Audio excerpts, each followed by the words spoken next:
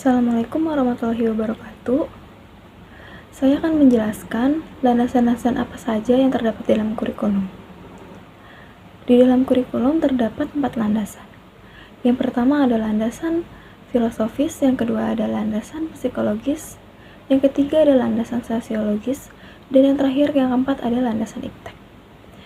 Di sini saya akan menjelaskan tentang apa sih pengertian landasan itu, lalu apa sih contohnya dan apa fungsi landasan tersebut. Yang pertama, saya akan menjelaskan tentang landasan filosofis. Landasan filosofis mengandung arti bahwa landasan tersebut senantiasa merujuk pada interaksi dengan manusia, baik sebagai subjek, objek maupun sebagai pengelola. Di dalam landasan filosofis selalu merujuk kepada falsafah Pancasila. Contoh dari landasan filosofis yang pertama ada dalam falsafah Pancasila, ada sila pertama, yaitu ketuhanan yang Maha Esa. Di dalam Indonesia terdapat banyak sekali agama yang diakui.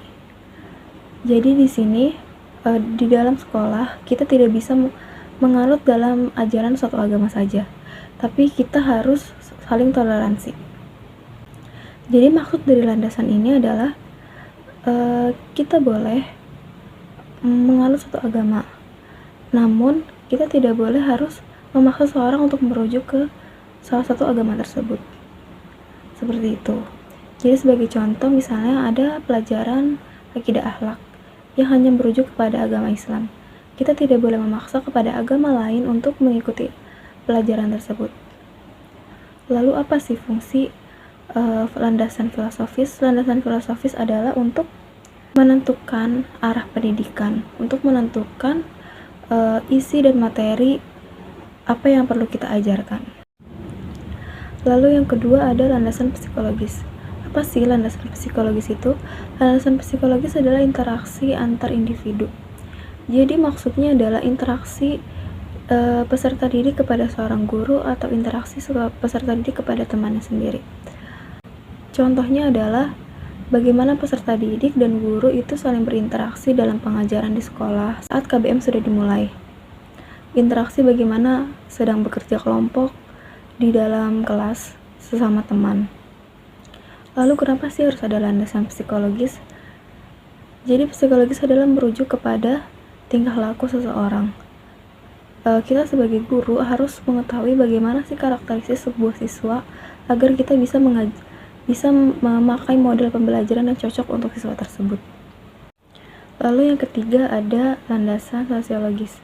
Apa sih landasan sosiologis itu? Landasan sosiologis adalah landasan yang selalu merujuk kepada pengalaman hidup, bagaimana kondisi masyarakat sekitar. Lalu kenapa sih di dalam kurikulum harus ada landasan sosiologis?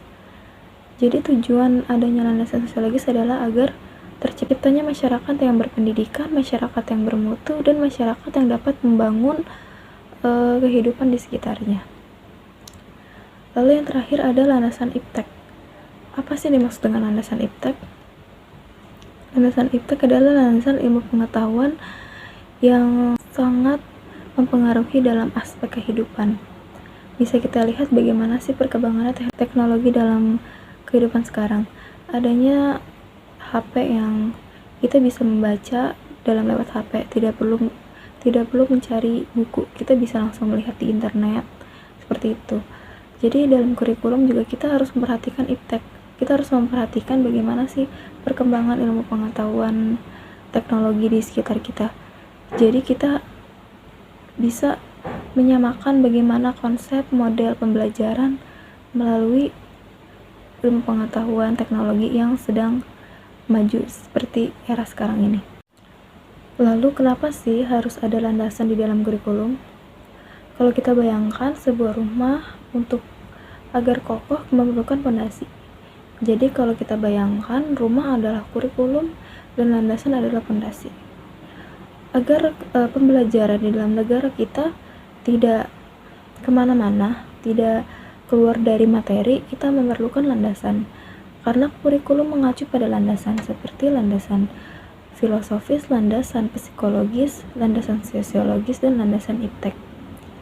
Lalu kenapa sih dalam kurikulum itu selalu berubah di dalam negara kita? karena di dalam kurikulum adanya landasan sosiologis, landasan psikologis, dan landasan iptek. Dalam era sekarang, saya bilang iptek itu sangat maju perkembangannya. Kalau kita tetap melakukan kurikulum yang lama, itu sangat tertinggal. Jadi kita yang harus menyelaraskan bagaimana kurikulum di era teknologi yang maju seperti sekarang. Terima kasih. Jika penjelasan saya kurang, mohon dimaafkan. Wallahumma fiqhil wa mitorik. Wassalamualaikum warahmatullahi wabarakatuh.